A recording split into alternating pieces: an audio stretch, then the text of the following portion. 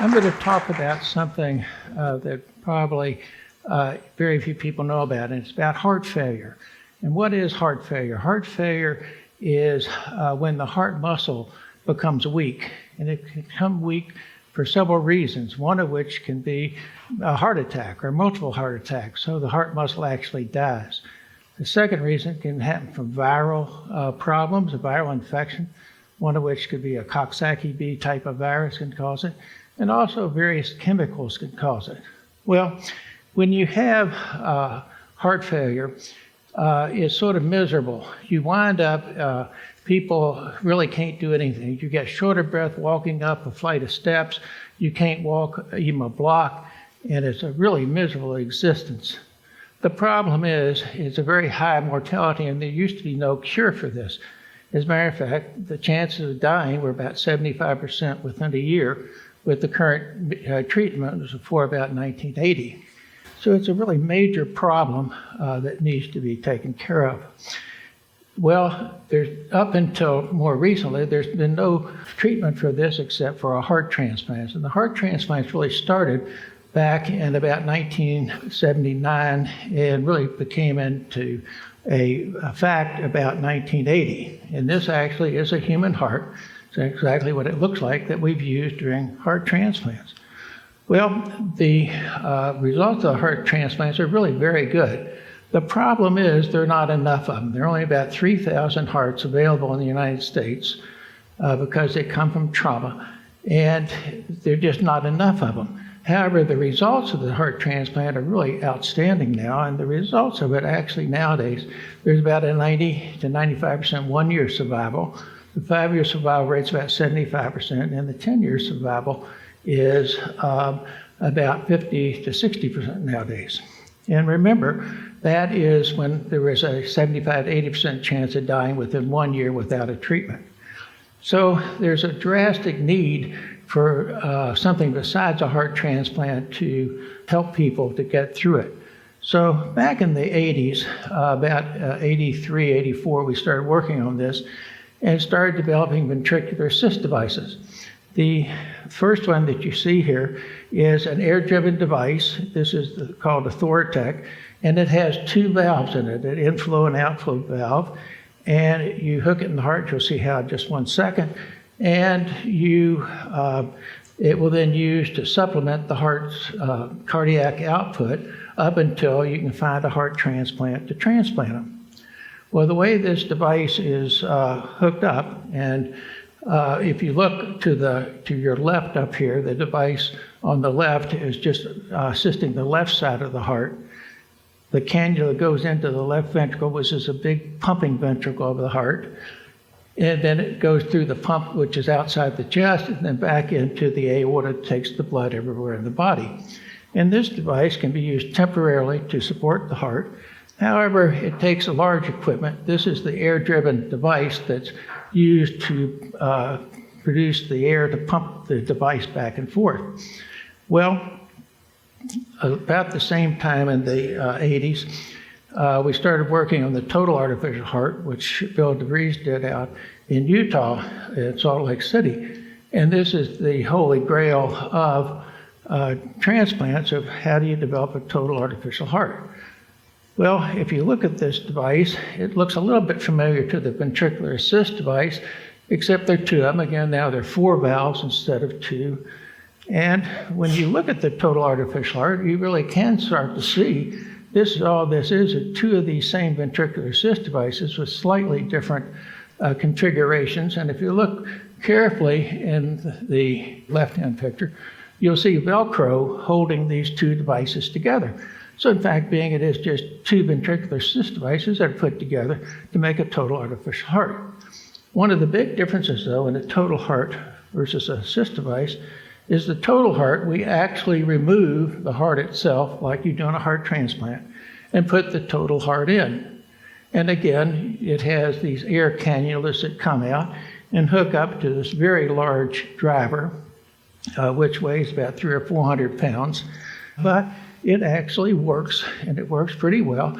Again, it's used for a week, 2 weeks, particularly the total heart, until you can find a heart transplant to do. But it keeps these people alive. Now, when we start putting in assist devices, you've got to understand these people are actually dying at the time we're putting them in. Well, you got to realize and look at what are we doing? And with these large air devices, you really are very limited. You can barely get out of bed because you have an air hose connected to the device. So in the late 80s, we started working on mechanical electrical devices, which is a typical one showed here. And the difference is, instead of being air-driven, it's driven by electrical connections. And this was the electrical box that used to drive it. So now we switched from a 300-pound air-driven device to a 300-pound electrical device. However, with the marvels of electronics, all those electronics have been put in the central unit with 2 battery packs on each side, so the people can now get out and start to work and lead normal lives. And this is not a stage picture. This happens to be a school teacher in Kentucky. And you can see he's actually playing golf. He had this device for approximately a year, a little slightly less, until we found a heart to transplant him. And when we transplanted him, he's now alive well over 20 years after that event. And we also, a similar one, but I'll show you this one. In the center, there's a pusher plate, and the pusher plate just pushes back and forth the blood sac that pushes the blood around the body. And these people really can get out and start to lead normal lives. However, anybody know what this is? It's the first Medtronic pacemaker put in the 50s. Well, now it gives an idea that this guy was kept alive with this pacemaker. It's a little hard to take that thing around and take it home. So again, with the marvels of electronics, that pacemaker has now been turned into this current day one, which has a battery and all the electronics. So it's implanted up here under the skin, and people, there are over 50,000 of those implanted in the US. People lead absolutely normal lives and do anything they want to do. So we then started to miniaturize these assist devices. And where did we get the idea to do this? Well, we got it actually from NASA. This is an actual flow pump that was developed initially to take jet fuel and rocket fuel and pump it around. So we converted it to pump blood around. And the current day device is now, from that large device, put down to this, and that's about the size of a D-cell battery that has the cannulas going in and out of it. Now, to really give you an idea how these devices work, there's this animation of the heart, and the heart, as you're seeing, is starting to slow down. It's getting sick, so it's going into heart failure. And the object is to continue to get enough blood flow to the rest of the body so the rest of the organs function normally, the liver, kidneys, lungs, everything else. So you put this device in the apex of the heart, and the pump itself is just put a little bit below the rib cage. Hook it up to the aorta. Again, the aorta is a big vessel that takes the blood everywhere in the body. And then you start pumping around, and you take blood from the left ventricle and mechanically put it into the aorta, so it now functions and the body can function. And this is one of the current day devices being used, and it's being used for 2 reasons nowadays, one of which is bridge to transplant. The second one, if you aren't eligible for a transplant, we're putting these devices now permanently, and people live with them forever, and they work very well, and people can get out and start leading a normal life and doing what they want to do. Well, and they even get smaller. Well, there is a problem with the ventricular assist devices. It just supports one side of the heart, but the heart's got a right side and a left side. The right side pushes the blood to the lungs, the left side pushes it to the body. So frequently, the right side will fail too, and you have to have both sides of the heart actually working. So we started working on this total artificial heart, particularly back in the late 90s. And it's been under development forever, funded by the National Institutes of Health. And it is sort of the holy grail of the replacement of what we're doing. It's a very complex device. It has the heart itself in the center. It has a computer all the way to the left, an internal battery, and the thing up there to your right is it's called a TEDx coil. It's to recharge the battery and to change the functions of this heart. Well, this heart is, as I say, very complex. It has 3 motors in it, actually. But to give you an idea of how it actually works, there are blood sacs on each side of it, which it will eventually come apart, and there's a motor in the center. It has that same type of axial flow motor that goes around about 10,000 RPM. Well, you can't reverse it because you have to go to right and left side of the heart to make both sides of the heart beat. So we put a second motor in there. It's called a gating motor that just shifts the hydraulic fluid from right to left side. And this then drives the membrane to the right and left side. The interesting thing about this is when you start doing these devices, they're all experimental, and the FDA obviously hadn't approved them. You can't use them in people. So we do this in our laboratories, and you do it under what's called good laboratory practices. It's very heavily monitored by the FDA. Every step of what we do is monitored, and you have to prove to the FDA that this is safe to use on a human. It's a very involved and extraordinarily expensive project to do. And the way we did this is we tested these devices through the reiteration through animals, and we used calves. They're about 3 or 4 months old calves, and this calf you see here has a total artificial heart in, and actually he's working, he's living a normal life, eating and doing everything normally to do. We also test these devices for stability, and et cetera. And this gives an idea of our cow lab that we have. Well, this is a major overhaul, big deal. And this is the heart. You take out the normal heart, you leave in the atrium, the back part of the heart, and it just actually snaps in place. And this is what it looks like when we're finished. Well, it truly is the mechanical person. Well, the people we do this in are extremely sick. They're not eligible for a heart transplant, not eligible for any other treatment. Everything's been done. And their life expectancy is actually less than 30 days. So we're putting this in the sickest of sickest. And you want to make sure that it fits. And so we did CT scans with UltraCADs to make sure the device would actually fit in the chest.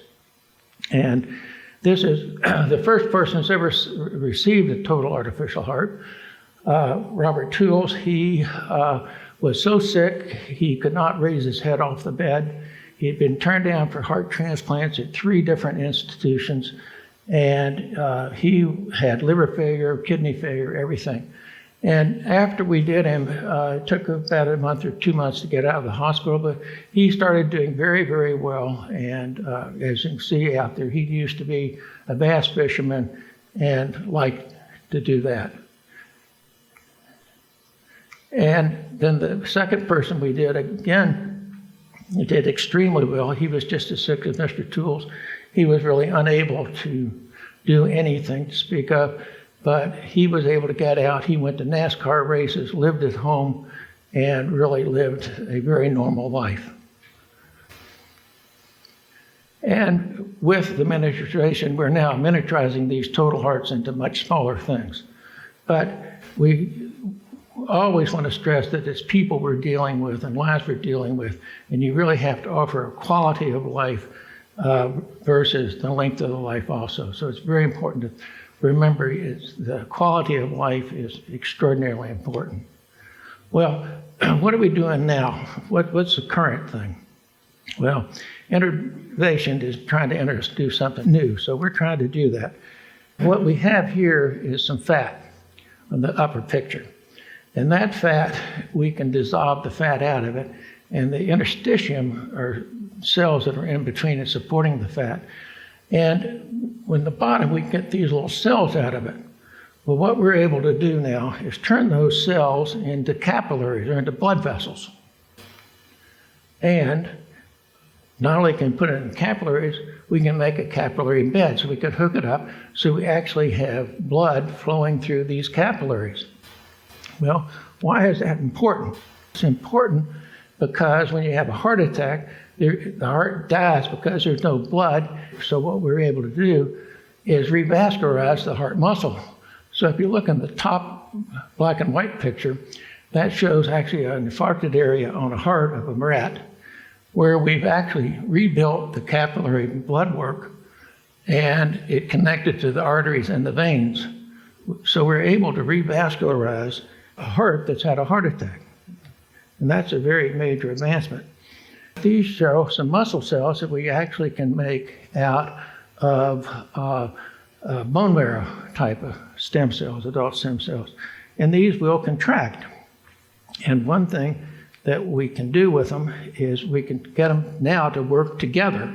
So they're contracting together and having some force. So we're able to make these muscle cells and actually make it into a patch that can contract some. Now, this is very early in the stage of research. The idea is to make a patch like this, once it's stronger, and then place it on the heart so we can actually make the heart stronger so we don't have to use these assist devices and eventually totally replace dead muscle in the heart.